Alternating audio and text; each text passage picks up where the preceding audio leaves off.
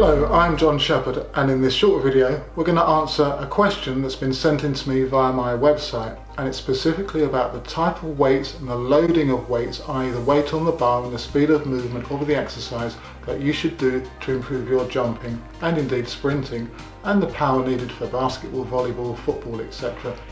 The question was sent in by Andrew, who's a level 3 athletics coach in the UK, I believe, and very specifically he was reading an old book, or an older book that he said that he found, and it said that for developing speed and power you should be using 30% of your 1 repetition maximum using dynamic exercises, and also that when doing power combination training, and that's using plyometrics and weights in the same session, so you do a set of plyometrics then a set of weights, for example, what loading should you have on the bar for the weight training aspect?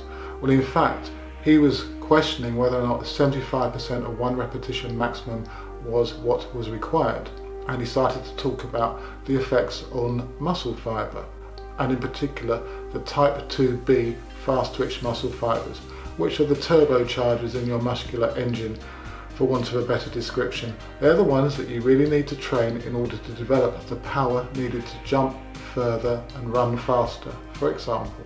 Okay, let's deal with the 30% of 1 repetition aspect and the dynamic nature of those exercises.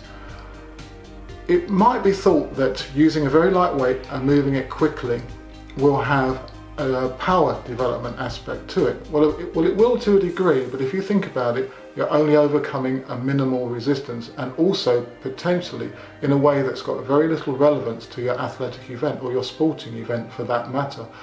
Take the bench press up and down movement, or the squat up and down again, whereas in the long jump, for example, you need to go forwards and off the board and from one leg, not from two. We've got two issues there. Are the exercises relevant to athletic performance? And secondly, the loading on the bar at 30%, is that going to have a value and one that will improve your performance? Let's specifically focus on the weight on the bar.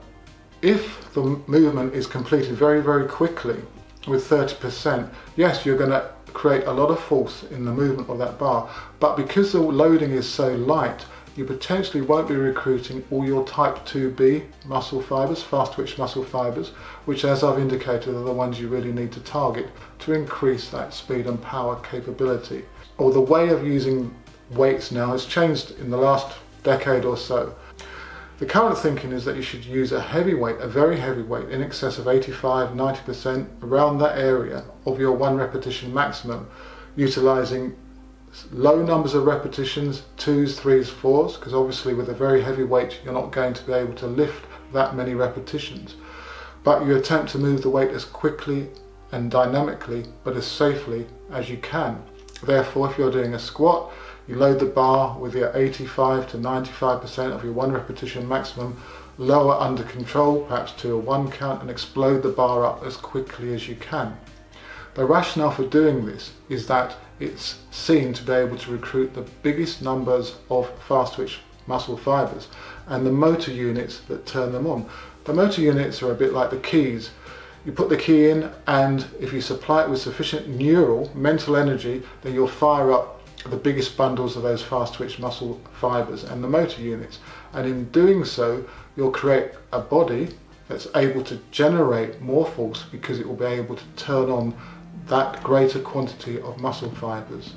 Now, the other aspect of the question was the power combination training one, and the use of weights at 75% of 1 repetition maximum. Well, this in a way follows on from what I've just said about motor unit and fast twitch muscle fibre recruitment, in that yes, this is more contemporary, i.e.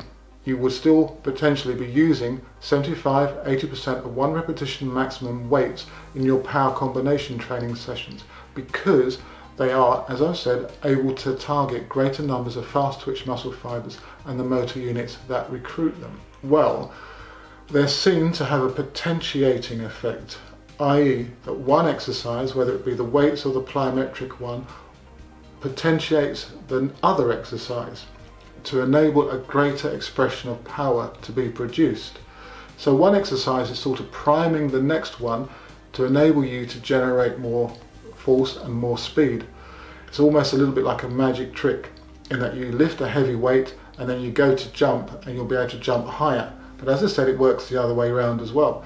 So you could do a plyometric exercise and then go over to do a weights exercise, and theoretically, because your body is more neurally primed, you'll be able to lift a heavier weight.